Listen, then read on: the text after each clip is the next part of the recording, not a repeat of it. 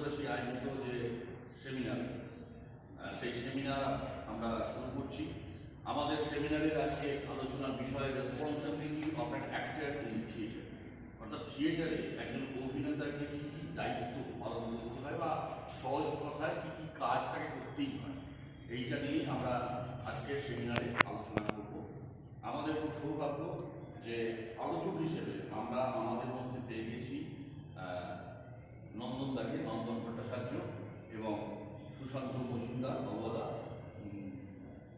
দুজন ইতিমধ্যে আমাদের সামনে এসে উপস্থিত হয়েছে এবং আরও যে বক্তা শ্রমিক এবং রাকেশ তারা আসছেন, এখনই সে পৌঁছাননি। তো আমরা সময়ের জন্য এখনই সেমিনারটা শুরু করে দিচ্ছি। আমরা প্রথমে আমাদের এই মঞ্চ বরাবর মানে আমাদের যে আসন বসার আলোচকদের জন্য রাখা রয়েছে সেইখানে ডেকে নিচ্ছি আজকের বিশেষ আলোচক নন্দনদাকে, নন্দন ভট্টাচার্য, নন্দনদা আপনি আসুন, এবং সুশান্ত মজুমদার বাবু আসুন। আমরা বেশি সময় নষ্ট না করে আমরা একদম সরাসরি আলোচনায় চলে যাব। এই বিষয়ের উপর আলোচনা করার জন্য আমি প্রথমেই সুশান্ত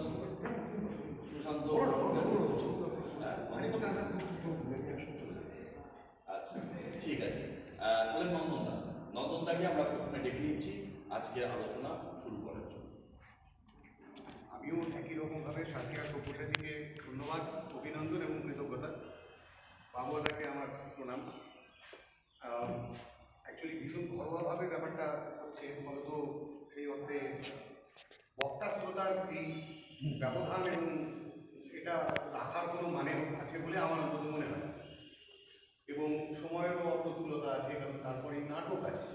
ফলত সামান্য কিছু আনুষ্ঠানিক কথা, যেটা হ্যাঁ মাইক্রোফোন লাগবে না, বলুন। ও আচ্ছা,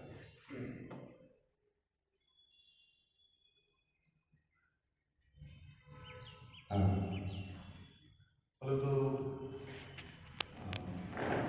আনুষ্ঠানিকতায় কিছু কথা বলা। এখন আমি যতটা প্রস্তুতির জায়গা ছিল বা যেরকমভাবে বিষয়ের ভাবনাটাকে চিন্তা ভাবনা করেছিলাম, থিয়েটারে এটা করতেই হয়, তাৎক্ষণিকভাবে তার কিছু পরিবর্তন পরিবর্ধন ইত্যাদি ইত্যাদি, ফলত কিছুটা ইম্প্রোভাইজড আলোচনা, সেটাই হয়তো এখানে রাখা হবে। এবং আমার পরে যারা বলবেন, আপাতত এই মুহূর্তে বাবুদা এবং তারপরে আরও যারা আছেন, তারা চিত্র এবং বিভিন্ন দিক নিঃসন্দেহে কাভার করবেন। ফলত আমার সংক্ষিপ্ত যা বিষয় আমি রাখার চেষ্টা করছি। অ্যাকচুয়ালি যে ব্যাপারটা আজকের বিষয় হিসেবে ধরা হয়েছে সেটা এত ব্যক্ত এবং তার ব্যঞ্জনা এত গভীর যে উচ্চারণের খুব খারাপ অবস্থা হয়ে গেছে, নজর দিতে হবে ইমিডিয়েটলি। এত গভীর যে একটি নির্দিষ্ট সেমিনারের বাঁধুনিতে তাকে বাঁধতে গেলে আমার মনে হয় আমরা খুব দুঃসাহসিক কাজ করবো। ভুল নয়, নিঃসন্দেহে ভুল নয়, বরং এটাই তো দরকার। দুঃসাহসিক বিষয়। কেন দুঃসাহসিক? তার একটাই কারণ, সেটা হচ্ছে সমাজ, আমাদের বর্তমান যে সভ্যতার মূল অর্থনৈতিক চালিকা শক্তি, অর্থনৈতিক যে গতিমুখ অভিমুখ, তার মধ্যে দাঁড়িয়ে ক্লাসিক্যাল অভিনেতার দায়িত্বকে ফিট করাতে গেলে এটা দুঃসাহস। কেন? সেটা আমরা যারা থিয়েটার করছি, যাদের 10 বছরের বেশি অন্তত অভিজ্ঞতা আছে, কেননা আমার ব্যক্তিগত আমার অভিজ্ঞতা যে গত 10 বছরে এই বিপুল পরিবর্তনটা সাধিত হয়ে গেছে। গ্রাফটা হয়তো উঠছিল খুব ধীর গতিতে, হঠাৎ করে তার উল্লঙ্ঘন ঘটেছে। আমরা এটাকে আমাদের জীববিজ্ঞানের পরিভাষায় বলি যে হিসেবে কাজ। হঠাৎ করে যেতে যেতে উঠে যাওয়া। 10 বছর আগে চিত্রটা অন্যরকম ছিল, 10-11 ওইরকম একটা মধ্যে এই বিরাট পরিবর্তনটা সাধিত হয়ে গেল। কি কি পরিবর্তন সেটা সবাই জানেন, আলোচনা করার ওখানে সময় নষ্ট। কিন্তু আমার বক্তব্যের সুবিধার্থে আমি এইটুকু বলতে পারি যে ভ্যালুস এবং এথিক্সের জায়গাটা আমরা এতাবৎকাল, আমার গাড়ি পেকে গেছে বলতো, আমি 25 বছর 30 বছর আগেকার জায়গা থেকে, অবস্থান থেকে আমি কথাগুলো বলছি, সেই ভ্যালুস এবং সেই এথিক্সের আজকে আদৌ কোনো মূল্য আছে কি? থাকলে তার প্র্যাকটিস কতটা হচ্ছে? যদি বা প্র্যাকটিস হয় তার ফল কতটা হচ্ছে? এই সমস্ত ব্যাপারগুলো চিন্তা ভাবনার মধ্যে আনা দরকার বলে আমার মনে হয়েছে। এবং আমার মনে হয়েছে যে হ্যাঁ, প্র্যাকটিস আমরা নিঃসন্দেহে করছি, কিন্তু সেই প্র্যাকটিসটা এই সেমিনারের মতো, অর্থাৎ কতটা তত্ত্বে আর কতটা তার প্রয়োগে। ফ্রেডি একটা জায়গায় বলেছিলেন না যে শব্দটা প্র্যাকসিস, অর্থাৎ কিছুটা তার থিওরি থাকবে এবং সেই থিওরির ভিত্তিতে এবং ভিত্তিতে আমি তাকে যখন প্রয়োগ করব তখন থিওরি এবং প্র্যাকটিস অর্থাৎ তত্ত্ব এবং প্রয়োগ দুটো পরস্পর বিরোধী হবে না, দুটো পরস্পরের পরিপূরক হয়ে উঠবে এবং তখনই একমাত্র তত্ত্বের সার্থকতা, প্রয়োগের উৎকর্ষ কতটা হচ্ছে, এই জায়গায় আমরা কতটা পৌঁছতে পারছি, এইটা আমার প্রাথমিক প্রশ্ন। প্রতিপাদ্য হচ্ছে যে একটু যদি আমি ইতিহাস ঘাঁটি তাহলে ভক্তের নাট্যশাস্ত্রে অভিনেতার দায়িত্ব বলে যে বিষয়টা বলা আছে সেটা বড় তুলনামূলকভাবে অনেকটা এস্থেটিক, স্পিরিচুয়াল। একদিকে তিনি বলছেন নির্দিষ্টভাবে, তিনি বলছেন অভিনেতাকে বিষয় আত্মস্থ করতে হবে, যে চরিত্রে তিনি অভিনয় করছেন রস নিজেকে আস্বাদন করবার যোগ্য করে তুলতে হবে, এবং আমি যার সামনে অভিনয় করছি তার কাছে এই রস পৌঁছে দেওয়ার জন্য যে উৎকর্ষতা, যে যোগ্যতা, যে দক্ষতা প্রয়োজন হয় আমাকে সেই অনুযায়ী তৈরি হতে হবে। অর্থাৎ অভিনেতার একটা বিরাট ক্ষেত্র, সেটা হচ্ছে তৈরি হওয়া। এবং তার কথার মধ্যে দিয়ে আমরা যেটা জানতাম, থিয়েটার করা মানে একজন অভিনেতার দায়িত্ব কিন্তু শুধু একটা অভিনয় করা নয়, তার সাথে কিছু এথিক্স এবং কিছু ভ্যালুকে সঙ্গে করে থিয়েটারের জীবনটাকে চালানো। এই ভ্যালু এবং এথিক্সের কিছু খামতি আজকে যে আমাদের মধ্যে দেখা যাচ্ছে, তার জন্য কিছুটা দায় আমাদের থাকলেও মূলত দায় কিন্তু পারিপার্শ্বিক যে অবস্থা, যে চাপ, যে লড়াই সংগ্রাম, জীবন সংগ্রামের মধ্যে দিয়ে একজন অভিনেতাকে বাস্তব জীবনের রূঢ় সত্যকে টপকে অভিনয়ের জগতে আসতে হয়। সেই ফাঁকের মধ্যে ভ্যালুস এবং এথিক্সগুলো কোথাও হয়তো আমাদের হারিয়ে যাচ্ছে, যেটা একজন অভিনেতার দায় হিসেবে আমার যা যা করা উচিত ছিল সেইটা আমাকে আটকাচ্ছে। আবার নন্দনদা আলোচনা থেকে আমরা এই আশাটুকু পেলাম যে নিশ্চয়ই এই সময় বা একজন অভিনেতার যে ভ্যালু এবং এথিক্স নিয়ে পথ চলা, এইটা নিশ্চয়ই আবার ফিরে আসবে। কারণ আমরা যদি মানুষের কাছে যেতে পারি, যে মানুষের কাছে আমরা দায়বদ্ধ, যে দর্শকের কাছে, তাদের কাছে গিয়ে তাদেরকে শিক্ষক করে তাদের জীবনযাপন থেকে তাদের সাদা কালো মন্দ ভালো সব নিয়ে যদি আমি নিজে একজন শিক্ষার্থী হিসেবে বুঝতে পারি, নিজের সমস্ত কর্মবোধ ছেড়ে দিয়ে, তাহলে হয়তো আমার ভেতরে যে ভ্যালুস এবং এথিক্স, এটাকে আমি আবার জাগিয়ে থিয়েটারে প্রবেশ করতে পারবো। এবং এইটা একটা অভিনেতার বড় দায়। আমরা এর পরের আলোচনা শোনার জন্য আলোচক হিসেবে আমরা এই আমার মাইক্রোফোন সুশান্ত মজুমদার, আমাদের আনন্দের বাবুদা, তার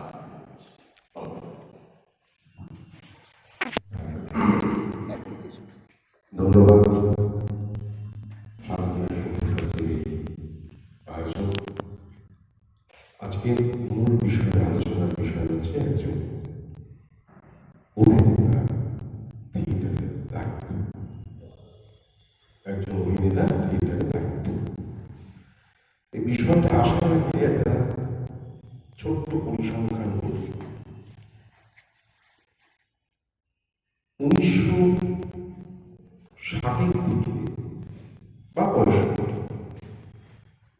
60-65 থেকে শুরু করে 1980 মানে 80 দশক পর্যন্ত বাংলায়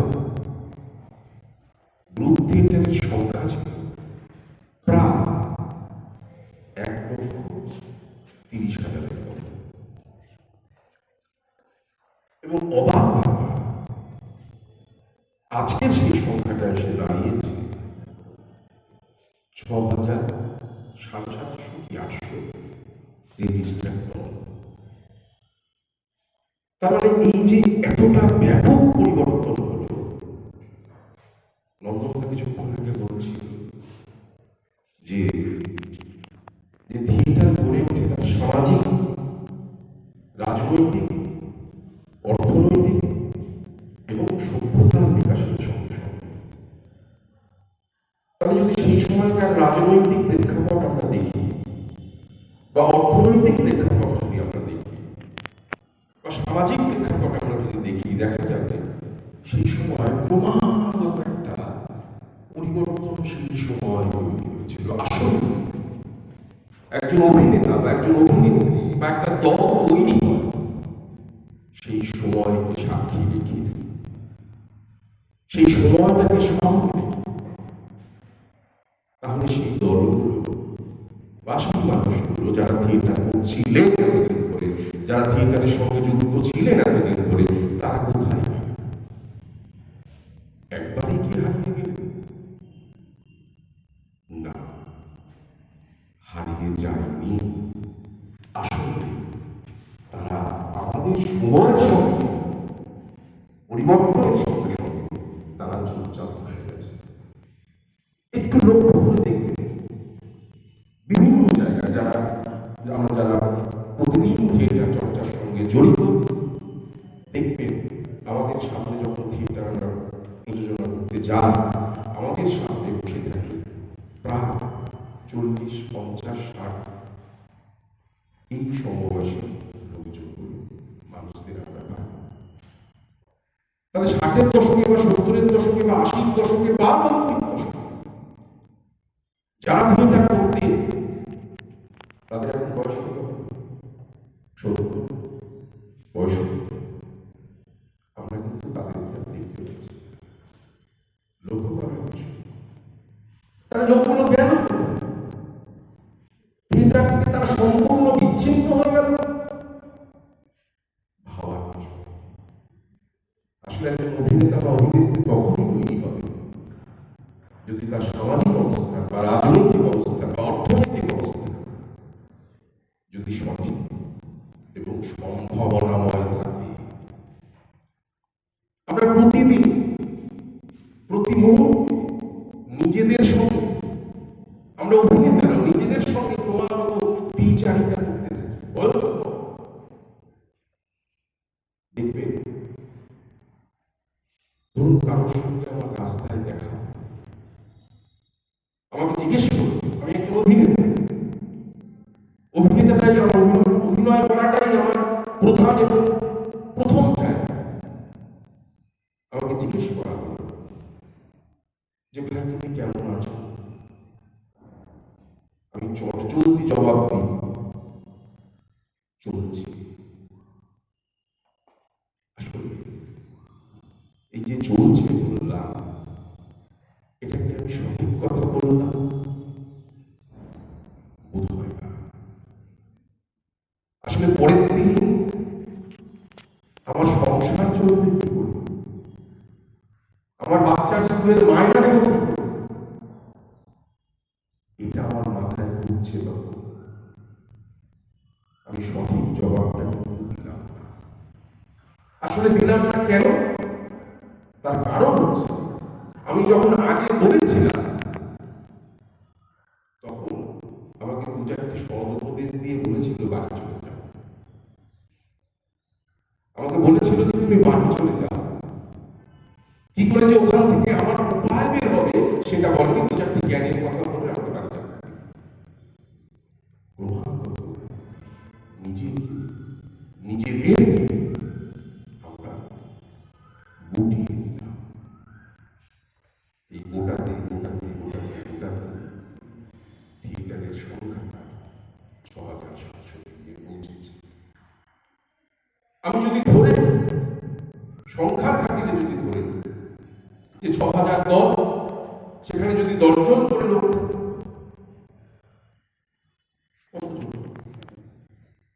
খুব বেশি না। তার মানে এই চর্চাটা এখন এমন একটা জায়গায় এসে পৌঁছেছে যে একটা ছোট্ট সীমাবদ্ধ জায়গাটা মধ্যে, অথচ ইতিহাসটা বলছে, ইতিহাস বলছে যে ৩,০০০ ৩,৫০০ বছরের ইতিহাস, যে দিনের পর দিন দীর্ঘদিন ধরে চলছে ইতিহাস,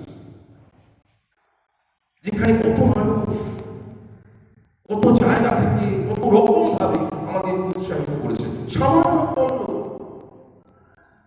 আপনারা জানেন, ইতিহাসও জানেন, বন্ধ হয়ে গেছিল একটা রাতের মধ্যে। শুধু সারা কলকাতা পোস্টার পেপারে লিখে দিয়েছিল গল্প চলছে চলবে, উত্তাল হয়ে গেছিল ইতিহাস। থিয়েটারই তো পারে সে ইতিহাস তৈরি করতে, কিন্তু একজন অভিনেতা বা অভিনেত্রীর কাছে যদি প্রধান এবং প্রথম কাজটা সে তার বিষয়টাকে, চরিত্রটাকে কি করে ধরছে এবং মঞ্চের সাথে তৈরি করছে। এই এতগুলো কথা বললাম এই কারণে যে কি কারণে যে তার সামাজিক, রাজনৈতিক এবং অর্থনৈতিক অবস্থানটা কোথায়, এখান থেকে তৈরি হচ্ছে একজন অভিনেতা বা অভিনেত্রীর মানসিক গঠন। যদি সে তার আদর্শ অবস্থান, অর্থনৈতিক অবস্থান যদি খারাপ হয়, তাহলে কোন অভিনেতা বা কোন অভিনেত্রী সে তার শ্রেষ্ঠ জায়গাটাকে মঞ্চে দিতে পারবে না। আসলে আমরা যারা অভিনয় করি তাদের প্রধান কাজ একটা নাট্যকারের লেখা, একজন পরিচালকের ভূমিকা সে বুঝিয়ে দিল এবং সে মঞ্চে সেটা প্রেজেন্ট করলো এবং দর্শকের সঙ্গে ইন্টারঅ্যাকশন করলো। এই তো অভিনেতার কাজ। বুঝতে পারছি আসলে নন্দা একটু আগে বলছিল যে কথাটা, মেধা চর্চা বড় অভাব, প্রচন্ড অভাব, যে কারণে আমাদের থিয়েটারে এই দশা। অথচ খুব যে মেধা কম বাংলা, সেদিন এই কথা হচ্ছিল একটা জায়গায় যে বাংলা বা বাঙালিদের মেধার কোনো শেষ নেই। সারা ভারতবর্ষে যেখানে বাঙালি আছে, বম্বে, আহমেদাবাদ, হায়দ্রাবাদ, যেখানে যেখানে বাঙালি আছে সেখানে তার মেধার চর্চা দেশের সামনে সেটা নিয়ে এসেছে। কিন্তু আজকে ভাবতে অবাক লাগে যে আজকে বাঙালিদের এই অবস্থা হয়েছে শুধুমাত্র মেধার চর্চাটা কমে গিয়েছে বলে। আর যদি মেধার চর্চা হয় তাহলে কোনো কিছুই নয়, কোনো অভিনেতা নয়, কোনো অভিনেত্রী নয়। শুধু অভিনেতা অভিনেত্রী কেন হবে, যারা যারা এই জগতের সঙ্গে অন্যান্য কাজ যারা করছে, তারা এটাকে সঠিকভাবে রূপায়ণ করতে পারবে বলে আমার মনে হয়, যদি তার সামাজিক, অর্থনৈতিক এবং রাজনৈতিক অবস্থা ঠিক থাকে। মূলত একজন থিয়েটার কর্মী এই দায়িত্বটার পাশাপাশি আরেকটা দায়িত্ব থেকেই যায়, সেটা হচ্ছে এই সময় দাঁড়িয়ে যখন আমরা থিয়েটারের কনসেপ্টটা যদি আমরা দেখি যে কিভাবে একসঙ্গে সকলে মিলে কাজ করবো। বলছিল একটু আগে কি করে সেই থালা মাথায় নিয়ে চট মাথায় নিয়ে বাস মাথায় নিয়ে চলছে। আজকের দিনে ভাবাই যায় না, ভাবতেই পারি না। আমরা অভিনয় করছি যেন উত্তরে দিচ্ছি, এইরকম একটা মনোভাব আমাদের সকলের মধ্যে রয়েছে। আসলে দোষ তাদের নয়, দোষ একটা আমাদের অবস্থান, আমাদের রাজনৈতিক, আমাদের সামাজিক, আমাদের অর্থনৈতিক অবস্থানটাকে ওইভাবে চালিত করছে। দোষ ঠিক কিছু নয়।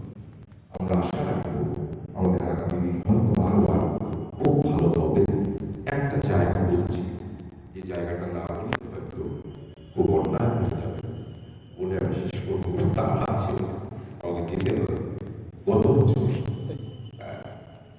আমাদের বিশ্ব নাট্য দিবসের দিন ফরাসি নাট্য নির্দেশক আলিয়ান মুস্কান একটা বাণী দিয়েছিলেন। তার একটা শেষ জায়গায় আমি বলছি, যেটা আমার খুব প্রবলভাবে নাটক ওই তোমার বানিয়ে দেওয়া ভাব, আমাকে উদ্ধার করো, আমি যে ঘুমিয়ে পড়েছি, আমাকে তুমি জাগিয়ে দাও, হারিয়ে গেছি অন্ধকারে, আমাকে নিয়ে চলো অনন্ত একটি মনের আলোর দিকে, আমার উদম্ব কাছে আমাকে লজ্জিত করো, আমি অবশ্য আমাকে তুলে ধরো, আমি উদাস, আমাকে আঘাত করো, উদাসীন যে আমি, আমাকে তুমি বিদীর্ণ করে দাও, ভীত আমি, সাহস দাও, প্রাপ্ত আমি, দীক্ষা দাও, মুখোশালী আমাকে, মানুষের মুখ তুমি ফিরিয়ে দাও। এটা ছিল বিশ্ব নাট্য দিবস গত বছরের বাড়ি। একটা ছোট্ট জায়গা বললাম, অদ্ভুত লেখা, যে সত্যি তো থিয়েটার আমাকে সেই জায়গায় নিয়ে যাবে, এই জায়গায় আলো আছে, অন্ধকার বন্ধ করে দেবে সেখানে। ধন্যবাদ। আমি ও চোখে আজকে বলছি, আমাদের বিরোধী আমাদের সংগঠনের পক্ষ থেকে সুশান্ত মজুমদার আমাদের প্রিয় ভগবানকে এই আলোচনার গুরুত্বপূর্ণ একটা দিক, যে থিয়েটার কর্মীর যে অবস্থান, সামাজিক, রাজনৈতিক, বিশেষত অর্থনৈতিক, সেই জায়গা থেকে তার দায়বদ্ধতার জায়গায় কীভাবে সে কাজ করবে, কীভাবে নাটকের দলগুলো কমতে শুরু করলো, কীভাবে মানুষ আস্তে আস্তে নাটকের প্রতি আগ্রহ হারাতে শুরু করলো, এই দিকটা তুলে ধরার জন্য। এবং সেইখান থেকে আমি আশাবাদ যে এই সমস্যা যেটা আমরা মুখোমুখি হয়েছি, কিন্তু আজ কোনো থাকি না, আমরা কিছুই থাকি না। শেষ করার আগে আমি আমার অল্প করে আপনাদের কাছে একজন অভিনেতা হিসেবে আমার মনে হয় আমাদের খুব কাজ ঠিক কি একটা চরিত্র নাট্যকার কিছু সংলাপ দিয়ে কিছু গাইডলাইন দিয়ে দিয়েছে সেই চরিত্রটা করার জন্য, নির্দেশকের সাথে আলোচনা করে চরিত্রটাকে আমি মানুষের সাথে রিপ্রেজেন্ট করি। এবং সেই চরিত্রটা আমাদের প্রথম ভাবতে হয়, বুঝতে হয় চরিত্রটা কি, চরিত্রটা কেমন, এই অনুশীলন, চরিত্রটার সামাজিক অবস্থান, তার রাজনৈতিক অবস্থান, তার অর্থনৈতিক অবস্থান, তার শারীরিক অঙ্গ প্রত্যঙ্গের গঠিত যে গঠন সেটা কেমন, তার সাথে তার পারিবারিক যে সম্পর্কগুলো, সেই সম্পর্কগুলো কেমন, সে তার বন্ধু বান্ধবের সাথে কিভাবে মিশে, এই যে নানা দিক, এইটাকে যত আমি একটা মানুষের একটা চরিত্রের কাছাকাছি পৌঁছতে পারবো, তত আমার অভিনয়টা ভালো হবে। সমস্যা হয়ে যায় এই শুনে মনে হয় কাজটা খুব সহজ, কিন্তু এইখানে কাজটা হয়ে যায় সবচেয়ে কঠিন। আপনি যদি আমার অভিনয় 5টা 6টা নাটক দেখেন, অনেক সময় আপনার মনে হবে যে রাম অভিনয় করলো অভিজিৎ চ্যাটার্জি, লাল চরিত্রে অভিনয় করলো অভিজিৎ চ্যাটার্জি, অমল করছে অভিজিৎ চ্যাটার্জি, আলাদা করে রামকে, লালকে বা অমলকে পাওয়া যাচ্ছে। 4টে নাটক থেকেই আমি যেটা পেলাম সেটা আমি অভিজিৎ চ্যাটার্জি। অর্থাৎ আমার মেধা বা আমার অনুশীলন সেই পর্যায়ে নিয়ে যেতে পারলো না যে চরিত্রটাকে সঠিকভাবে ধরার মানে একটা মাত্রা আছে, সেই মাত্রাকে পৌঁছতে পারলো না। আমি আমার ছোট থেকে ভেতরে গড়ে ওঠা যে ভাবনা, চিন্তা, মানসিকতা, সেইটা আমি চাপিয়ে দিচ্ছি রামের উপর, লালের উপর, অমলের উপর। আমি ভাবছি আমার খুব ভালো কাজ করছি, কিন্তু একজন অভিনেতার মূল দায় হচ্ছে রামটাকে রামের মতো করা, লালটাকে লালের মতো করা, অমলটাকে অমলের মতো করা। আমি একটা ছোট্ট উদাহরণ দিই। আপনারা সবাই জানেন সৌমিত্র চট্টোপাধ্যায় একটা নাম। আপনি ফেলুদা দেখুন আর পনির খিদ্দা দেখুন। কোথাও যদি মনে করে যে ফেলুদাই খিদ্দা বা খিদ্দাই ফেলুদা মনে হবে না, তাহলে অভিজিতেরকে লাল আর কমলে কেন এক মনে হয়? এই চর্চাটা প্রত্যেক অভিনেতা করা অত্যন্ত প্রয়োজনীয় একটা এবং দক্ষতার সাথে করা প্রয়োজনীয় অত্যন্ত কাজ, যে আলাদা আলাদা চরিত্রের আলাদা আলাদা অনুশীলন, মেধা দিয়ে তার পড়াশোনা করে তাকে ছোঁয়া, তবে তো তুমি অভিনেতা। তাহলে আমাকে অন্য একজন হয়ে ওঠা, এই প্রসেসের মধ্যে থাকাটা অভিনেতার সবচেয়ে প্রধান কাজ। আমি বলি অভিনয় করতে করতে কোনো একদিন হয়তো রামটাকে রামের মতো করলাম, লালটাকে লালের মতো করলাম, অমলটাকে অমলের মতো করতে পারলাম। তখন একটা প্রাথমিক ধাক্কা বা প্রাথমিক পর্যায়ে আমি টপকে গেলাম। এরপর যে লাইনটা আছে, responsibility of an actor in theatre. আচ্ছা, responsibility of an actor in theatre আর responsibility of an actor in cinema or in serial এই কাজটা, প্রাথমিক যে কাজটা, সেটা কিন্তু প্রত্যেক মাধ্যমেই আপনি যেখানেই করুন না কেন সেখানে আপনাকে অন্য নিজেকে ভেঙে চুড়ে অন্য একজন হয়ে উঠতে হবে। এই কাজটা সবার, কিন্তু যখন থিয়েটার শব্দটা করেছে, আমাদের থিয়েটারে তো মেকআপটা আমাদের,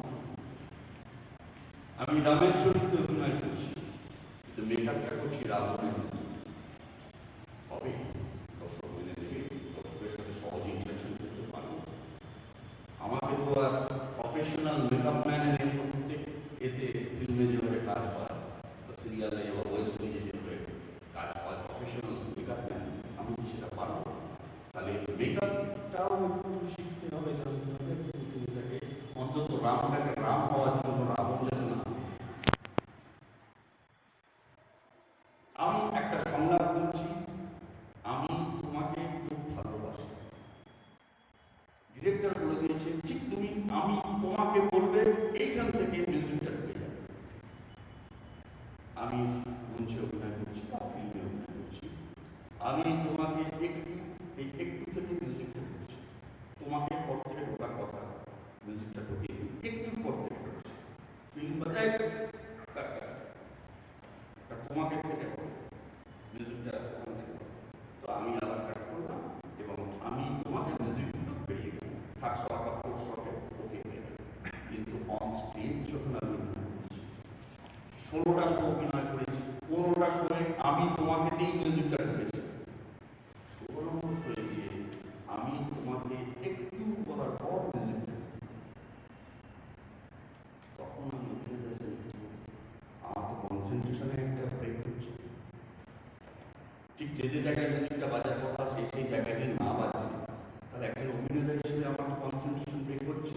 তৎকালীন আমি কি রামে দিক করে থাকবো, নাকি চট করে আবার রাম থেকে অভিজিতের ব্যাক করে সেটাকে কিভাবে মেকআপ করে নিয়ে আবার দর্শককে বুঝতে না দিয়ে অভিনয়টা আবার রাম হয়েই করতে পারি। অর্থাৎ রাম এবং অভিজিৎ এই দেয়া নেয়া প্রতি মুহূর্তে মঞ্চে চালিয়ে যেতে হয়। এটা অভিনেতার একটা অন্যতম কাজ। তার একদিকে যেমন থাকে রাম, আবার একদিকে থাকে অভিজিৎ। সম্পূর্ণ অভিজিৎকে ফেলে দিয়ে আমি যদি শুধু রামই হই, তাহলেও কি দায়টা ঠিকভাবে পালন করা যাবে? এই প্রশ্নটা কিন্তু আপনাদের কাছে রাখছি। এবং এটা শুধু মিউজিক না, লাইটের ক্ষেত্রেও যে কোনো মুহূর্তে, অর্থাৎ আমাদের প্রতি মুহূর্তে সচেতন থাকতে হয়। যে কোনো রকম মিস্টেক আমার হতেই পারে বা যে কোনো রকম সমস্যা তৈরি হতেই পারে, তাকে ওভারকাম করে আমি কিভাবে দর্শকের কাছে রাম হিসেবে থাকবো, সেই যে টেকনিক্যাল কাজটা, এইটা কিন্তু থিয়েটারের প্রত্যেক অভিনেতা অভিনেত্রীকে সব সময় পালন করতে হয়। যে দায়টা কিন্তু সিরিয়াল বা ফিল্মে থাকে না, কারণ সেখানে কাট অ্যান্ড অ্যাকশনের বরং অপশন বা সুযোগ পাওয়া যায়। আর যেটা নিয়ে নন্দদা বা সুশান্ত বলছিলেন, এটা তো আমাদের হয়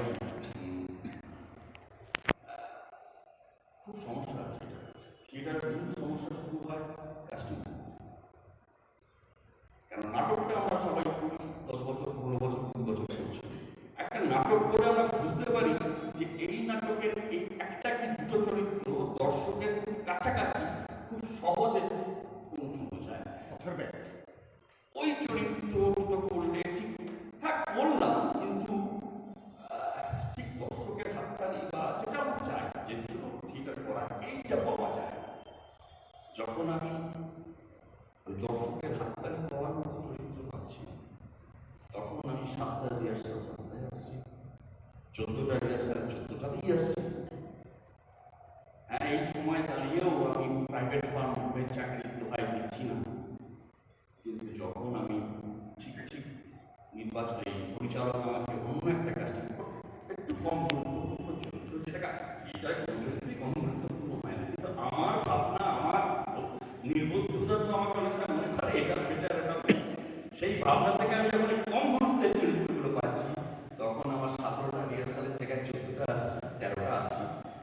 অফিসের কাজ কি করবো আমি, সেই এই যে দাম, অর্থাৎ আমি আমার পছন্দের চরিত্র পেলেও আমি যে দায় নিয়ে রিহার্সাল নিয়ে আসবো এবং রিহার্সাল করবো, আমি যদি এটা অপছন্দের চরিত্র পাই, আমার ব্যক্তিগতভাবে অপছন্দের চরিত্র পাই, থিয়েটারের প্রয়োজনে থিয়েটারের গ্রাফটাকে ঠিকভাবে কমপ্লিট করার জন্য ওই চরিত্রটা যদি আমি সমান গুরুত্ব না দিই, এমনকি বাড়িতে যে হোমওয়ার্ক করি, আমরা চিন্তা করি, সেখানেও যদি আমি সমান গুরুত্ব না দিই, তাহলে কিন্তু একজন অভিনেতা হিসেবে আমি দায় এড়াতে পারি না, মানে দায় যে দায়িত্ব আমার সেটা পালন করতে পারছি না। এই মেন্টাল, অর্থাৎ এটা তো মেন্টাল ব্যাপার, এই মেন্টাল দাও একটা অভিনেতা থাকে একটা দলের প্রতি, সবচেয়ে বড় কথা থিয়েটার। এই সমস্ত কিছু নিয়ে আরো অনেক দায়। এই যে সেট বল, আমি মেন্টাল করি, আমি জানি আমার অভিনয় দর্শকদের ভালো লাগে, তারা আমার দলকে ডাকেই আমার অভিনয়টার জন্য। আমি উদাহরণ দিয়ে বলছি, মুরারিদাকে দলকে অনেকেই ডাকে মুরারি তার অভিনয়টা দেখার জন্য, কারণ দর্শকের একটা ডিমান্ড থাকে মুরারিদা। এইরকম তো সব দলেই আমরা থাকি, কিন্তু আমি ম্যানকাস্টিং করবো, মেকআপ করবো, শো করবো, নামবো এবং আমি দর্শকদের সাথে ইন্টারেকশন করবো। আমি ইন্টারেকশন করার উদ্দেশ্য হচ্ছে কি করলে এটা শোনা, আমি তার থেকে শিখতে যাচ্ছি। আমি যাচ্ছি যে তুমি কতটা আমার বিশ্বাস করছো সেই যাচ্ছ। আর আমার দলে ছোট্ট একবার ঢুকে খালি একটা জল, স্যার আপনার জল, সেটা বলতে বলতে তার হাত পা হাত কাঁপছে, এইটা করতে করতে করলে সে যেমন ভাবে সে বুঝিয়েছে, সে বলেছে, আবার নাটক শেষ হওয়ার পর শেষটা করছে, সেটাকে বোঝাচ্ছে, সব প্রেসগুলো রাখছে, এই ব্যাকস্টেজের দায়িত্বগুলো সে অসাধারণভাবে পালন করছে, অথচ প্ল্যাটিংটা আমি নিয়েছি। এই যে এবং মনে মনে ভাবছি, হ্যাঁ ওটা তো নড়াতাড়ি কাজ, তুমি তো অভিনয়টা পারো না, তুমি খালি মঞ্চে ঢুকেছো একটা এলাকায়, ওই কাজটা তো পারো না, এইটা আমার কাজ। এই যে এটাও একটা মেন্টাল ব্লকেজ, এই মেন্টাল ব্লকেজগুলোকে কাটানো থিয়েটার অবশ্যই খুব প্রাথমিক কাজ আমাদের অভিনেতাদের, আমি মনে করি। কেন আজকে আমি মেনকাস্টিং করছি, আমাকে মানসিক প্রস্তুতি থাকতেই পারে যে পরের নাটকটায় নারায়ণদা মেনকাস্টিং করবে, কারণ সেই চরিত্রটা পরিচালক মনে করছে তার সাথেই বেশি যায়, আমাকে অত ছোট একটা পাঠ। এই ব্লকেজগুলো কাটানো আমার মনে হয় একজন অভিনেতার অন্যতম দায়। এবং এইখানে theatre, actor in serial, actor in film একটা তফাৎ রয়েছে। আমাদের খুব সৌভাগ্য, খুব ভালো লাগার মধ্যে যেগুলো আমি সঞ্চয় করেছি সেগুলো একটু নিজের মধ্যে ভাগাভাগি করে নেওয়ার চেষ্টা করব। বিষয় হচ্ছে যে একজন অভিনেতার কাজ খুব ভালো। আমি যদি আমরা অন্যভাবে ভাবি যে একজন অভিনেতা থিয়েটারে তার কন্ট্রিবিউশন, একটা যখন থিয়েটার গড়ে ওঠে, সেই থিয়েটারে একজন অভিনেতার কন্ট্রিবিউশন কি, আমরা যারা থিয়েটার করি তারা মনে করি যে সংলাপ বললাম, আমি অভিনয় করলাম। আমার মনে হয় সেটা সম্পূর্ণ ভুল। কারণ আমরা যারা সংলাপ বলাটাকেই অভিনয় বলে মনে করছি, তারা ভীষণভাবে ভুল করছি। তাহলে আমরা আমাদের অভিনেতাদের কন্ট্রিবিউশন, আপনাদের মধ্যে আমার সবাই আমাদের বয়সে সিনিয়র,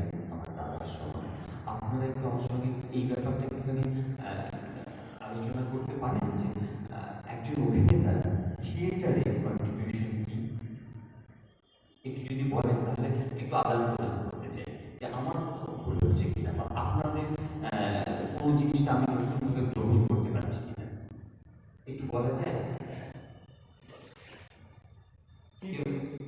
যে আমি বলছি যে বিষয়টা হচ্ছে একজন অভিনেতা থিয়েটারের কাজটা কি? আমি আরেকটু একটু ভেতরে গিয়ে জিজ্ঞেস করছি যে একটা থিয়েটারে বা একজন অভিনেতার কন্ট্রিবিউশন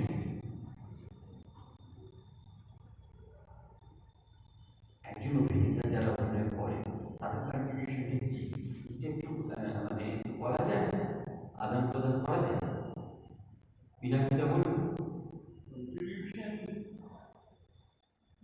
অভিনেতা কি করে? হ্যাঁ অভিনেতা মানে অভিনেতা করে, হ্যাঁ অবশ্যই করে, কিছু তো করে। আমরা একটা জিনিস, আমি একটা জিনিস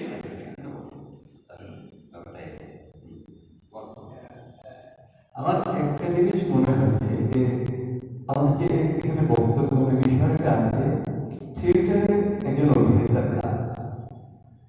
বিষয়টা হচ্ছে আমি একজন অভিনেতা যদি হই, আমার থিয়েটারে অনেক কাজ আছে, ঠিক আছে, কাজগুলো আমি করবো, কিন্তু তার মধ্যে আজকে কম বয়স্ক ছেলে মেয়েরা থিয়েটার ভালোবাসবে, সংস্কৃতি ভালোবাসবে নিজেকে, কিন্তু তার কি ভাবনা আছে সেটা সে বুঝে নিতে চাইছে আজকে। আমি আমার ছেলেমেয়েগুলোকে বলছি এসো রিহার্সাল করো, ভালো কাজ করো, আমরা ভালো কাজ দেবো, আমার ডিরেক্টর বা আমি দল হিসেবে আমরা কাজ করার কথা বলছি। কিন্তু একজন অভিনেতা খুব বাস্তব ব্যাপার, সে অভিনয় শিখবে, ভালো করবে, কিন্তু সে থিয়েটারটা কেন করবে? আমি প্রশ্ন করেছি যে আমি থিয়েটারটা ভালোবেসে করেছি, কিন্তু এটা আমি ধারাবাহিক কেন করবো? আমার এতে আমার কি লাভ হবে? কারণ আমার পাঁচ ছটা বছর আমার পড়াশোনার সময়টা, সেখানে আমার তো একটা বাধা সৃষ্টি হয়েছে।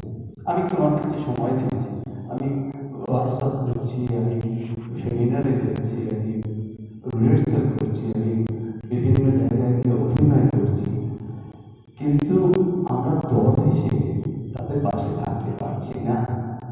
থাকতে না পারার কারণ হয়তো অর্থনৈতিক ব্যাপারটাই, কিন্তু শুধু অর্থনৈতিক ব্যাপারটার জন্যই একজন অভিনেতা অভিনয় করে না, তারাও কিন্তু অনেক কন্ট্রিবিউট করে। একজন অভিনেতা সবই সময়ে আসে, সময়ে আসা, তাদেরও অনেক অসুবিধার বাধার সম্মুখীন হয়ে এই অভিনয় করতে হয়। বিষয়টা হচ্ছে অভিনেতার কাজ নিয়ে সবাই বললেন এবং ঠিক ঠিক কথাই বলেছেন, কিন্তু আমার মনে হয় এই আলোচনা সমেত করো যে একজন অভিনেতা ভালো কাজ কিভাবে করবে। মানে অভিনেতা, আমি নিজেকে অভিনেতা মনে করছি, কিন্তু আমি তো অভিনেতাই নই, কারণ আমি সেই অভিনয়ের জায়গায় যেতে পারছি না। একজন অভিনেতার ভালো কাজ করতে গেলে তার কি কি করণীয় আছে, তার সামান্য আমাদের সঙ্গে রিহার্সাল করে কি সে ভালো কাজ করতে পারবে, বা 5টা ওয়ার্কশপ করলে কি ভালো কাজ করতে পারবে। কিছুদিন আগে একটা থিয়েটার আড্ডা হচ্ছিল, দেবশঙ্কর হালদার গৌতম হালদার ছিলেন, তা আমি ঘটনাটা যেখানে হাজির ছিলাম, গৌতম হালদার তখন বলছিলেন যে দেখুন এই থিয়েটার ওয়ার্কশপ আমি বছরে 5-6টা করাই, আমার অনেক ছেলে মেয়েদের করাই, কিন্তু যখন ওয়ার্কশপ করানো হয় ছেলে মেয়েগুলোকে শিখে, পরে সেই ছেলে মেয়েগুলোকে কাজ করার সময় দেখলাম আমি যেগুলো শিখিয়েছি তারা সেগুলো কিছু মেনটেন করছে। তা আমি তখন মেজাজ গরম করে বললাম, বলছি যে তোরা এতদিন ধরে তাদের কি করবি, 4 মাস 6 মাস সেইগুলো তারা ওই ওয়ার্কশপে করলো, তারপরে কিন্তু তারা প্রতিফলিত করলো না, মানে সেগুলো মেনটেন করলো না বা অভ্যেস করলো না। গৌতম হালদার বলতে চাইছিলেন যে এই ওয়ার্কশপগুলো আমরা যখন করতাম, মানে ওনারা যখন করতেন, তারা সেটাকে ভালোবেসে করতেন। আর এখনকার ওয়ার্কশপগুলো যে ছেলেমেয়েগুলো করে, সেখানে মিনার ভাইয়ের প্রকৃতি কি হয় জানি না, ওরা অনেক বেটার, কিন্তু সেই ছেলে মেয়েগুলো কিন্তু সেই ওয়ার্কশপটা করে তারপরে কিন্তু 90% লোক সেটা হারিয়ে যায়। গৌতম হালদার তারা কিন্তু ওয়ার্কশপটা শুধু একটা সার্টিফিকেট দেয়, আর তারা উপলব্ধি করে না সেখান থেকে বেশি। আর গৌতম হালদার বলতে বলতে বলছে থিয়েটার অভিনেতাদের প্রথম হচ্ছে আমার মধ্যেও নেই, যেটা দেবশঙ্কর হালদারের মধ্যে আছে। একজন অভিনেতার কাজ প্রথম এবং সর্বোপরি প্রধান কাজ হচ্ছে একটা থিয়েটারে আমি একটা নাটক করছি, সেই কি সাবজেক্টের উপর গোটা বইটা, তার প্রতিটি অনুচ্ছেদের পুরোটা আমার কাছে মুখস্থ থাকবে। শুধু মুখস্থ না, মানে আমি যেমন আমার চরিত্রটা বলছি, অভিনয় করবো যে সেই চরিত্রটা রাজনৈতিক, অর্থনৈতিক বা সামাজিক প্রেক্ষাপটে আমি কতটা তার সঙ্গে মিশতে পারবো সেটা আমার অভিনয়।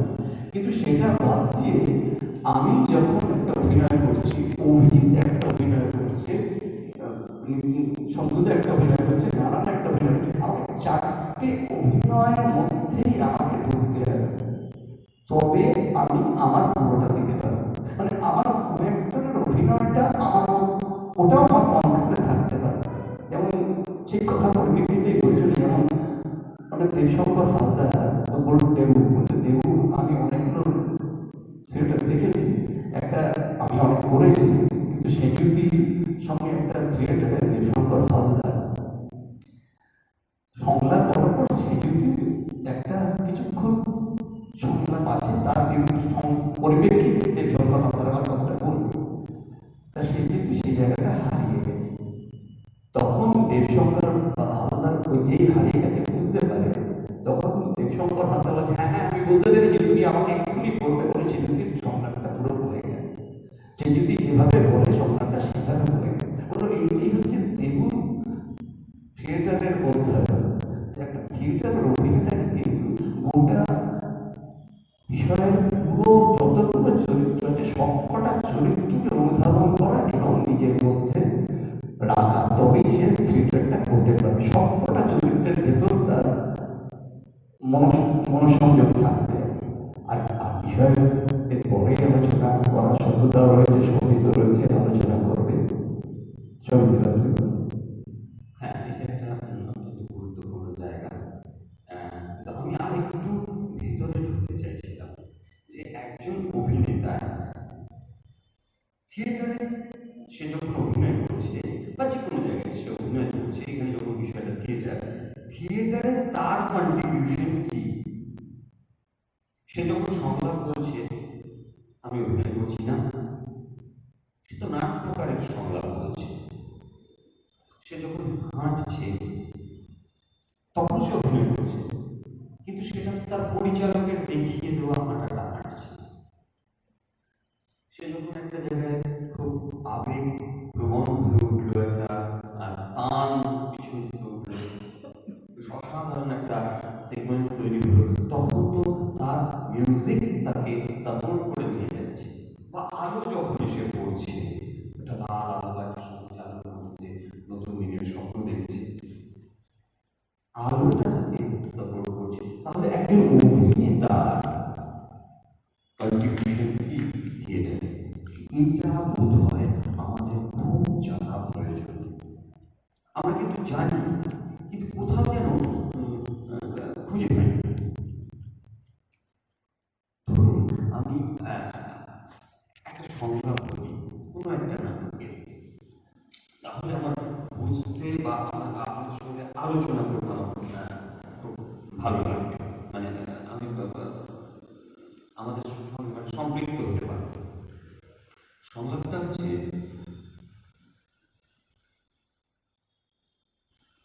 আচ্ছা উষা, মানুষ কত সুন্দর না, তবে কত নিষ্ঠুর। একটা মানুষ যখন আর একটা মানুষকে দাসত্ব করায়, চাবুকের আঘাতে আঘাতে পর্যন্ত করে একটা মানুষ যখন আর একটা মানুষকে তার ইচ্ছার বিরুদ্ধে পশুপক্ষ চালিত করতে বাধ্য হবে,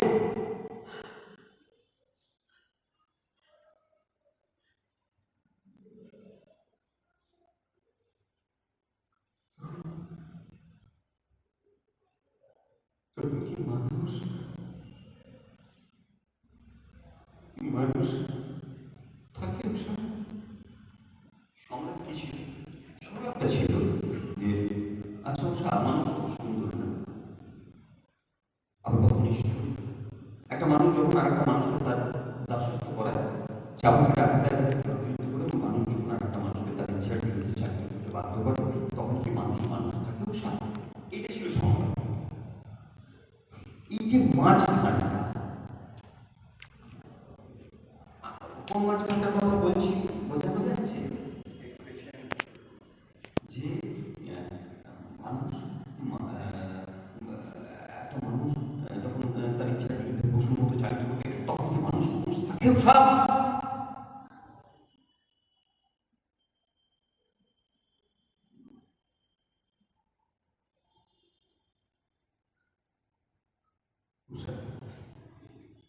এই যে ভাবটা,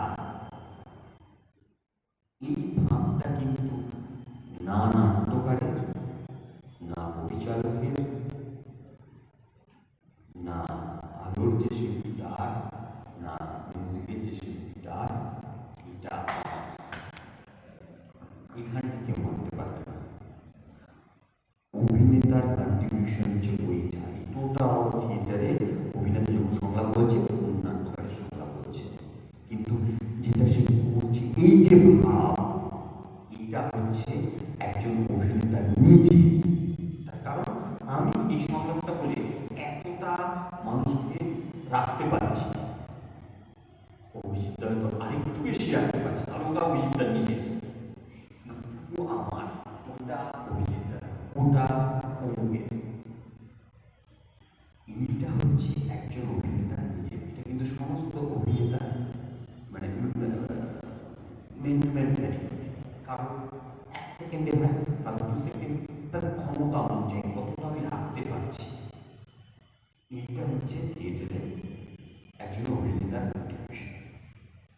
আর ভালো অভিনেতা, ভালো অভিনেতা অর্থাৎ সুঅভিনেতা, তাহলে কি সুঅভিনেতা না? কখনোই এই কথা বলা যাবে না বা বলা উচিত নয়, সঠিক নয়। একজন অভিনেতা হতে গেলে প্রথম যেটা হতে হবে, অনুগত হতে হবে।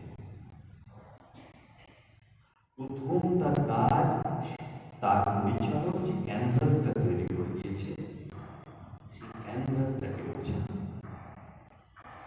পোর্ট্রেট করবে তো সে ছবি আঁকবে, ক্যানভাসটা করে দেয় পরিচালক।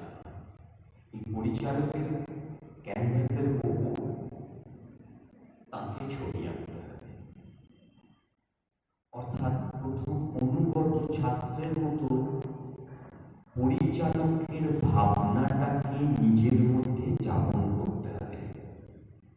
কারণ আমরা যারা অভিনেতা, তারা যখন একটা স্ক্রিপ্ট পড়া হয়, ওই শুনতে শুনতে পরিচালক, নাট্যকার যখন পড়ছেন বা পরিচালক যখন সেটা নিয়ে ডিসকাস করছেন, তখন আমরা ওইটা করতে করতে একটু একটু করে কোথাও একটা পোশাক চড়িয়ে দিই, কোনো একটা চরিত্রে পোশাক চড়িয়ে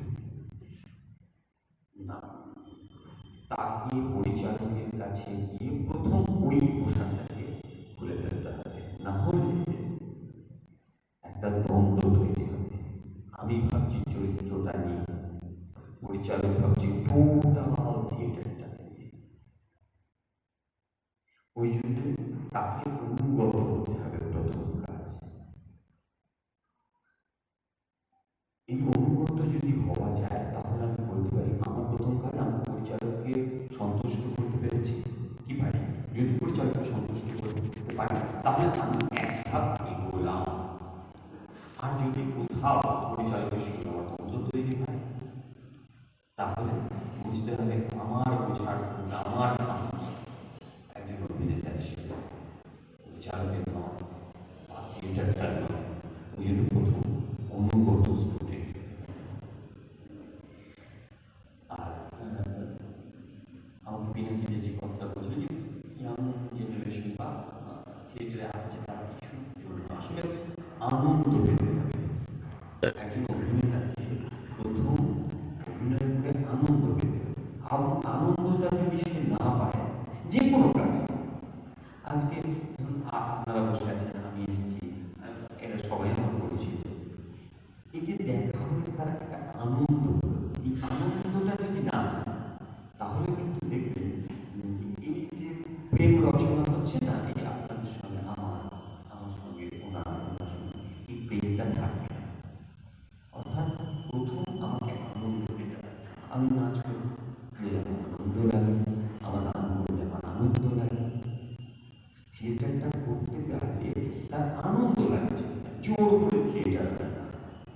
সব কিছু না, মানে খিচুড়ি মশলা দিয়ে বিরিয়ানি রান্না করার চেষ্টা করা যায়, কিন্তু জোর করে থিয়েটারকে কোনো শিল্প জোর করে হয় না, যতক্ষণ না ভেতর থেকে পায়। আমাদের যেমন বেশি পায় পটি পায়, সেরকম থিয়েটার যদি আমার পায় তবেই আমি থিয়েটারটা করতে পারি। এই পাওয়ার যে প্রক্রিয়াটা একজন অভিনেতাকে তৈরি করে দেয় কে? তৈরি করে দেয় সংগঠন। এই সংগঠনটা কি করে, কেমন ভাবে করে, পরিচালক মানে তার টোটাল অ্যাটমসফিয়ারটা কি দিচ্ছে তাকে সেটা তো অবজার্ভ করে একজন। আমরাও যখন কোথাও নতুন যাই বা কোনো অভিনেতা নতুন এলো, সেটা তো অবজার্ভ করে কিরকম ভাবে কাকে গ্রহণ করছে, কে কিভাবে নিচ্ছে, পরিচালক কি বলছে, এইগুলো দেখতে দেখতে দেখতে দেখতে সে বড় হয়। তারপর তার ভেতরে সেটা সঞ্চারিত হয়। আচ্ছা এটা এরকম, এই করতে করতে করতে করতে প্রেম হয়। প্রেম যখন আসে তখন সে আনন্দ পায় ওই কাজটা। ওই যে একটু আগে আমি ঢোকার আগে বলছিলাম যে চরিত্র ছোট বড় বিষয়টা তা নয়। এনারা প্রত্যেকেই জানেন আমি থিয়েটার করি, তো মঞ্চে এসে প্রথম কাজটা আমার হয় মঞ্চটাকে সাজানো, তো ভালো লাগা, তারপরে আমি অভিনয় না করলেও এটা করলেও এটা, কারণ তাদের আনন্দ পায়। এই আনন্দটা যেদিন পেতে শুরু করবে, অর্থটা ক্রাইটেরিয়া নয়, অর্থ অনেকভাবে রোজগার করা যায়, কিন্তু আমি আমার আনন্দ বিক্রি করে অর্থ রোজগার করব, এটা বোধহয় সঠিক নয়। এটার সঙ্গে আমি সম্মত পোষণ করি না। হ্যাঁ, অর্থের প্রয়োজন আছে, কারণ পেটকে তো বাঁচাতে হবে, তো তার জন্য অনেক পন্থা আছে। সেই পন্থা অবলম্বন করে তারপর মানে আমি আমি আমার কথা বলি, মানে আমি আমার জায়গা থেকে বারবার আমি বলছি, মানে আমি বারবার আমি চেষ্টা করছি। আমার মতো অনেক অনেক অনেক অনেক অনেক ছেলেপুলে আছে, যেমন সত্যম মজুমদার, তোমরা চেনো সত্যম মজুমদার? সত্যম মজুমদার সে একটি দলের নাটক করতো, আর বড় বড় ব্যাগ নিয়ে সাইকেলে করে রোজ ওই দোকানে দোকানে ওই গুটখা, তারপরে সিগারেট, এই সমস্ত খুব পরিশ্রম করতো। আজকে সে সিনেমা করছে, করছে, তো অনেক সে ব্যস্ত হয়ে পড়ছে, কিন্তু সেদিন তার ওই আনন্দটা ছিল। অনেক পরিশ্রম করে আসার পরেও একটা ভেতরে কোথাও আনন্দ কাজ করতো। এই আনন্দটা যেদিন আমরা সঞ্চারিত করতে পারবো, সেদিন কিন্তু আমি বলছি থাকবে, মানে চলে যাবে না সবাই। মূলত ভালোবাসা, থিয়েটারের প্রতি ভালোবাসা, ভালোবাসা তো আছে, ভালোবাসা না করলে থাকলে আসবে না। এবার প্রেম রচনা করার পর যে আনন্দ, মানে আমি এটা করে আনন্দ পাচ্ছি, যে মায়ের পিটুনি খাচ্ছি, বাবার বকুনি খাচ্ছি, কিন্তু এটা করে আমি খুব আনন্দ পাচ্ছি, আমি লড়ে যাবো বাবা মায়ের সঙ্গে। প্রেম করে আনন্দ পায় না, বাবা মায়ের সঙ্গে লড়ে যায়, সেই রকম আনন্দটা থাকে। বলুন আপনারা কিছু, এবার আমরা তাহলে এখানে আলোচনাটা এগোতে পারবো, নাহলে স্টপ করে দেবো। আপনাদের কিছু বলার আছে? সব বয়স্ক লোক কি আলাদা করে বলার কিছু নেই, এটা বলতে আরো সঠিক, একদম সত্যি তাই। ভালো না লাগলে আনন্দ না পেলে আমি চেষ্টা করবো। আর ওই অভিনেতার কাজ এটা প্রত্যেকেই করা। আমার যারা আমার অভিনেতা বন্ধু বান্ধব এখানে বসে আছেন, এই চলবে? অভিনেতা হতে গেলে প্রথম ওই যে ভাবটা প্রাণবন্ত, এটাকে আর বলিষ্ঠ বলিষ্ঠ করবো না, আমি পুরো প্রাণবন্ত প্রাণবন্ত আলোচনার জন্য আমরা সত্যি এই আলোচনা থেকে অনেক কিছু শিখলাম, এবং যেটা শিখলাম বা যেটা মাথায় নিলাম, আমাদের পরবর্তী কাজেতে আমরা সেটা নিশ্চয়ই প্রয়োগ করার একটা মানসিক প্রস্তুতি আমাদের থাকবে, এইটুকু আশা আপনাদের থেকে আমি রাখতেই পারি। আজকের আলোচনা সভা আমরা এখানেই শেষ করছি। সবাই ভালো থাকবেন। আজকে আবার পরপর দুটি নাটক হবে, আপনারা সবাই ওই নাটক দেখে তারপর যাবেন। এবং আগামীকালও দুটি নাটক আছে, আগামীকালও আপনারা আসবেন, নাটক দেখবেন। এবং আরও আপনার আশেপাশে দূরে যেখানেই নাটকের কোনো খবর পাবেন এবং আপনার হাতে যদি সময় থাকে আপনারা আসুন,